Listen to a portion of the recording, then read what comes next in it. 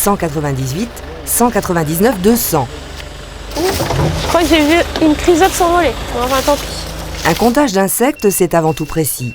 Il faut 200 coups de filet pour estimer justement le nombre de petites bestioles qui peut peupler un arbre. Alors, ce qui peut être présent dans les arbres, c'est les pucerons, les psylles. Mais j'ai aussi la coccinelle à 10 points. Et j'en ai une autre qui apparemment serait Eunopia conglobata, qui est une coccinelle rose. Coccinelle, mais aussi punaises, chenilles, araignées. Vous frissonnez déjà ? Johanna aussi, mais de plaisir, d'enthousiasme. Et ça ne date pas d'hier. Je suis née à Nantes et j'étais au milieu de la ville. Et ce qui m'intéressait, c'était la nature, en tout cas celle qui était devant la fenêtre de ma chambre. Donc c'était un petit jardin au milieu des immeubles. Et c'est vrai que les insectes représentent à peu près 80% de la diversité animale. Et donc il y avait encore énormément de choses à découvrir. Missionnée par le Jardin des plantes de Nantes, Johanna doit donc comptabiliser et inventorier les insectes présents sur différents arbres. D'un côté, le tulipier ou le magnolia, deux essences américaines. De l'autre, des arbres plutôt locaux. Et sur le tilleul et par rapport aux chênes ? Ah bah tilleul largement plus. Ah d'accord. Ah ouais, c'est impressionnant. Dès qu'on secoue une branche, on en voit que ça vole de partout, Ouais. alors que c'est vrai que sur le chêne, bon, c'est un peu plus limité, quoi. Ouais, il y a un peu moins. Sauver la biodiversité, planter des tilleuls.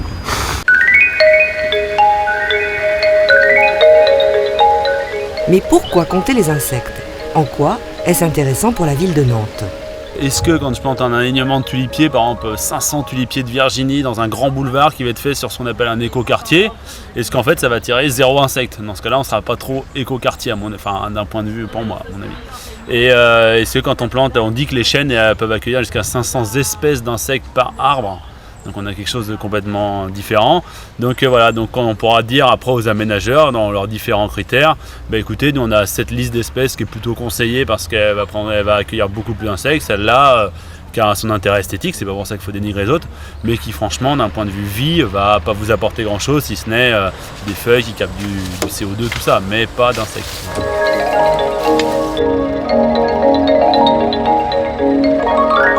4 collectes ont été réalisées entre juin et septembre, en différents points de la ville. À chaque fois d'ailleurs, Johanna a pu travailler avec le même conducteur de nacelle. Mais c'est vrai que c'est intéressant. En fait, il y a plein de petites questions que le commun du mortel peut se poser et auxquelles elle sait répondre, quoi. Donc, comme par exemple, trouver une coccinelle blanche, on peut se dire qu'elle est albinos. En fait, non, c'est qu'elle vient juste d'émerger. Voilà. Et du coup, en fait, elle sait donner le milieu, ou son mode de vie, ou les prédateurs, ou qu'est-ce qu'il fait exactement au sein de ce milieu-là.